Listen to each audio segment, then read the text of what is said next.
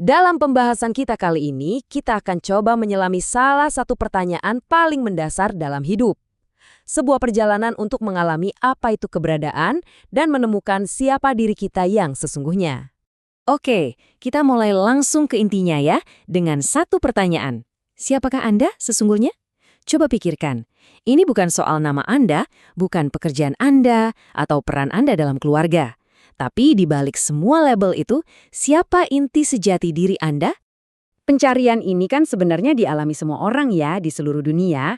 Nah, kali ini kita akan mendalami sebuah ajaran spesifik yang disebut tafakur kunci 6, yang mengarahkan pencarian ini bukan ke dunia luar, tapi justru berbalik total, ke dalam diri, menuju sebuah pengalaman langsung.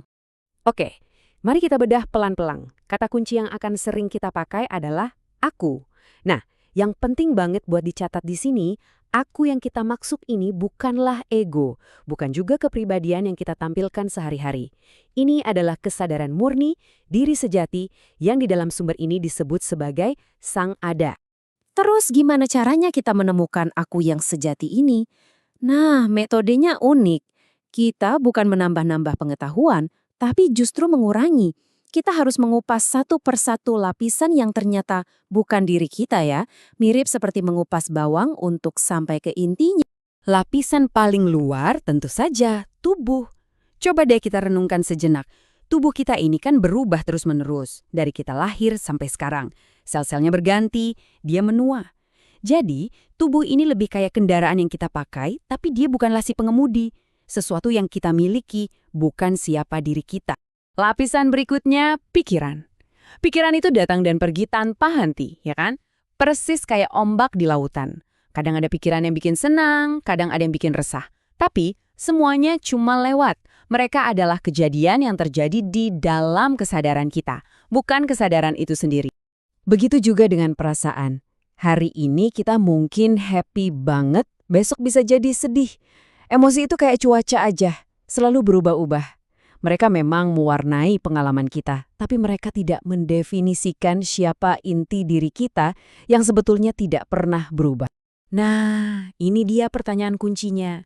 Kalau tubuh kita, pikiran, dan perasaan kita semuanya berubah terus, lalu siapa dong yang dari tadi sadar akan semua perubahan ini? Siapa saksi yang diam, yang konstan, yang gak berubah di latar belakang semua pengalaman itu?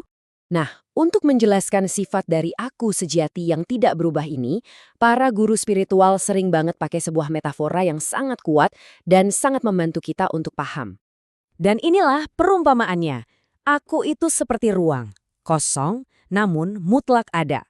Tunggu dulu, kata kosong di sini bukan berarti hampa atau nggak ada apa-apa ya. Justru sebaliknya, maksudnya kosong itu tidak terpengaruh, tidak berbentuk, tapi dia menjadi wadah bagi segala sesuatu untuk muncul. Coba bayangin deh, sama seperti ruang di kamar Anda. Ruang itu sendiri tidak terpengaruh oleh barang-barang yang ada di dalamnya kan? Nah, diri sejati kita itu seperti itu. Pikiran, perasaan, peristiwa hidup semuanya datang dan pergi di dalam ruang kesadaran ini. Tapi ruang kesadarannya sendiri tetap utuh, tidak pernah bertambah atau berkurang. Sekarang kita masuk lebih dalam lagi ke inti ajarannya. Di sini kita akan melihat bagaimana sebuah kalimat suci yang sangat kita kenal ternyata menyimpan makna pengalaman yang jauh melampaui sekedar pemahaman di kepala. Perbandingan di sini menunjukkan sebuah lompatan pemahaman yang luar biasa. Dari makna umum, tiada Tuhan selain Tuhan, kita diajak ke pemahaman ma'rifat atau pengalaman langsung. Tidak ada yang benar-benar ada kecuali Sang Ada. Artinya apa? Artinya, segala sesuatu yang kita lihat, yang muncul dan tenggelam, pada hakikatnya tidak punya eksistensi sendiri. Hanya ada satu keberadaan sejati yang abadi.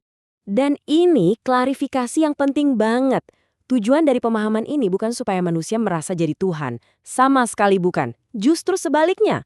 Tujuannya adalah agar klaim ego, si aku kecil yang merasa terpisah ini, hancur lebur. Sehingga yang tersisa hanyalah kesadaran akan Sang Ada itu sendiri. Jadi, kalau kita sudah paham tadi, maka jalan spiritual ini ternyata bukan tentang nambah-nambahin ilmu atau gelar. Jalan ini justru tentang melepaskan, tentang mengembalikan sebuah identitas palsu yang selama ini kita genggam erat-erat. Kutipan ini benar-benar dalam. Diri ilusi ini barang pinjaman. maka harus dikembalikan. Nama kita, cerita hidup kita, kepribadian kita, semua itu ternyata cuma pinjaman yang kita pakai selama hidup di dunia. Dan yang namanya barang pinjaman pada akhirnya, ya harus dikembalikan kepada sang pemilik. Jadi apa sih yang kita kembalikan? Kita mengembalikan beban ego.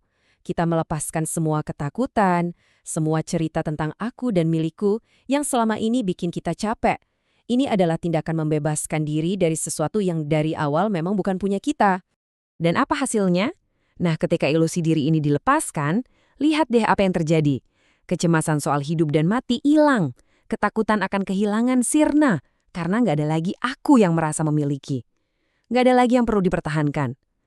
Yang tersisa, cuma kedamaian murni yang muncul dari dalam, tanpa butuh alasan apapun dari luar. Lalu tujuan akhir perjalanan ke dalam ini apa? Apakah sebuah pengalaman yang heboh dan spektakuler? Ternyata enggak. Tujuannya adalah sebuah keadaan yang jauh lebih halus, sebuah keheningan yang hidup dan sadar.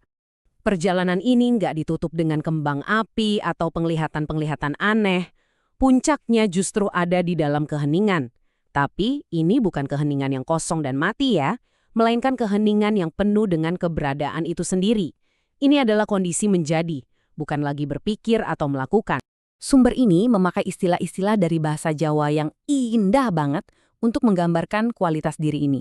Ada meneng, artinya hening dari riuhnya pikiran, anteng, tenang dari gejolak emosi, lempeng, lurus dan selaras dengan kebenaran, jayeng, artinya menang atau jaya atas ilusi, dan langgeng atau sadar akan sifat diri yang abadi. Inilah esensinya.